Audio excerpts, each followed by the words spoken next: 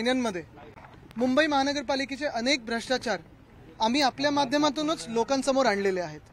मग तो रस्त्यांचा घोटाळा असो, मेगा घोटाळा ज्याला आपण बोलू शकतो, खडीचा जो घोटाळा झालेला आहे तो, आणि स्ट्रीट फर्निचरचा जो घोटाळा झाला आहे, ह्या तीन घोटाळ्याच्या ज्या काही माहिती आम्हाला राज्यपाल महोदयांना द्यायची होती ती आम्ही दिलेली आहे.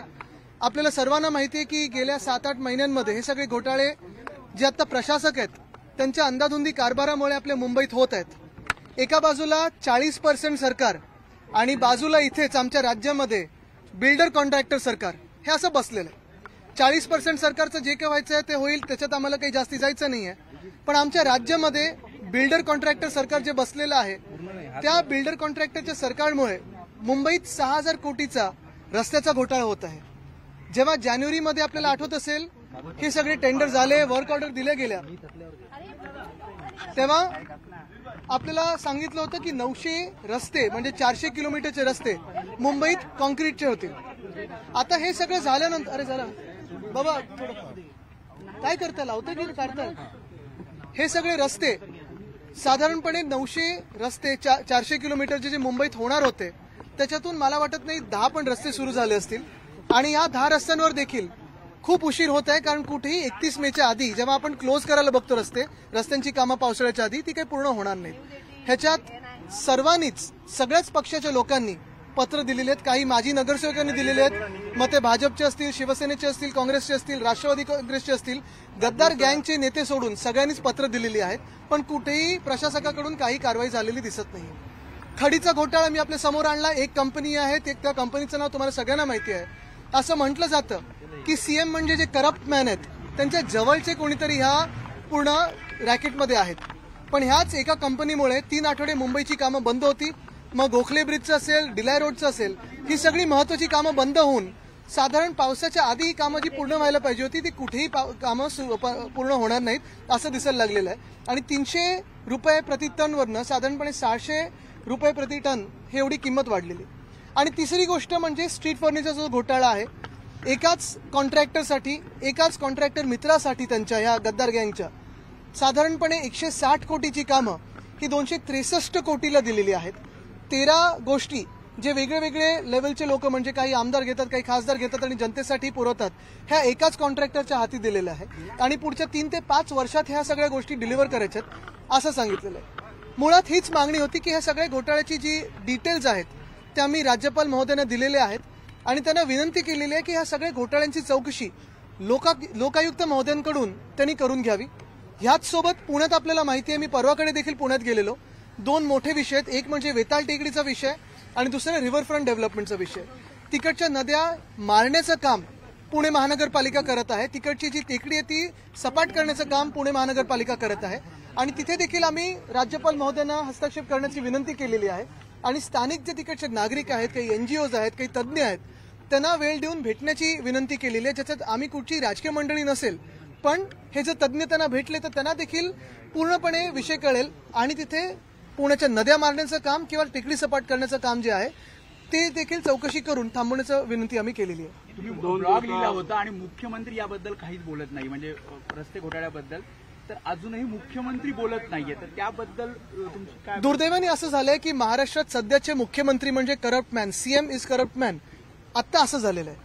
आपण पाहिलं असेल वेदांता फॉक्सकॉन पासून त्यांच्या डॅव्होसच्या खर्चापर्यंत मी त्यांना सांगितलेलं की माझ्यासोबत आपल्या समोर चर्चा करा, त्यांचं पूर्ण खातं त्यांच्यासोबत असू दे, मी एकटा बसीन त्यांच्यासोबत चर्चा करायला तयार आहे.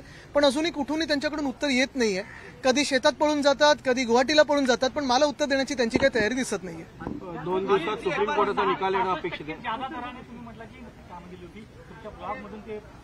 नक्कीच, आणि मी तुमचे आभार मानतो की तुम्ही काही लोकांनी ती बातमी दाखवली. कारण आपल्याला माहिती असेल मुंबईत 400 किलोमीटरचे रस्ते करत असताना साधारणपणे आतापर्यंत जी काही रेट्स असायचे, बिडिंगचे रेट्स असायचे, त्याच्यात बरोबर 5 कॉन्ट्रॅक्टरना 5 पॅकेट दिलेले आहेत. त्याच्यात 66% वाढ करून दिलेली आहे. त्याच्यात 18% वेगळा जीएसटी आहे, 10% ॲडव्हान्स मोबिलायझेशन आहे, 20% शेड्यूल ऑफ रेट्स वाढवलेलं आहे. जर आपण पूर्ण जे काही मी त्या ब्लॉगमध्ये लिहिलंय मोजलं तर 66% फायदा हा कॉन्ट्रॅक्टर्सचा होत आहे, त्यांच्या कॉन्ट्रॅक्टर मित्रांचा होत आहे. हा आपल्याला सगळं दिसून येईल. 2 दिवसात सुप्रीम कोर्टाचा निकाल लागणार आहे, आपली काय प्रतिक्रिया आहे?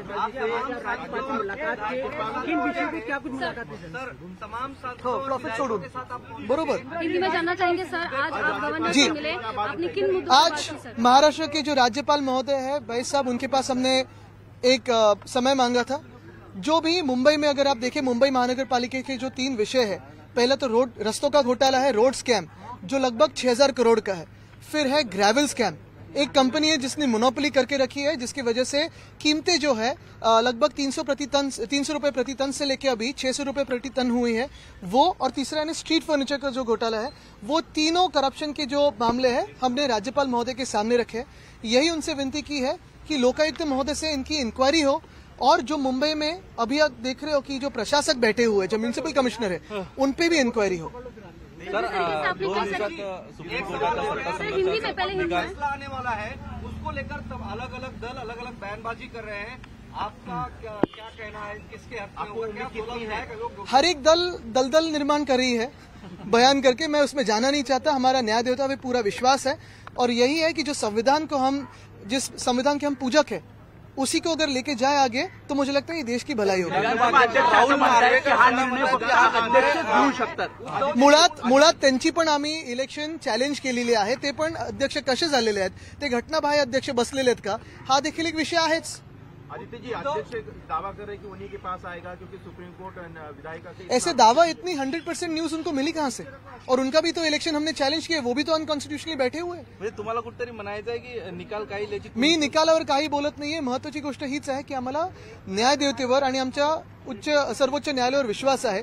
संविधानाचे आम्ही पूजक आहोत। आपण पाहत असाल जी वज्रमूठ आहे, आमची सभा जे होत आहेत आणि आता पावसाळ्यात पण होणार आहेत, त्या संविधान रक्षणासाठी होत आहेत। मुळात अशी जर गद्दारी जी आपल्या महाराष्ट्रात घडलेली लेजिटिमाइज करत गेलो, तर उद्या प्रत्येक राज्यात राजकीय अस्थिरता निर्माण होईल आणि प्रत्येक पक्षाला प्रॉब्लेम निर्माण होईल। विधानसभा अध्यक्ष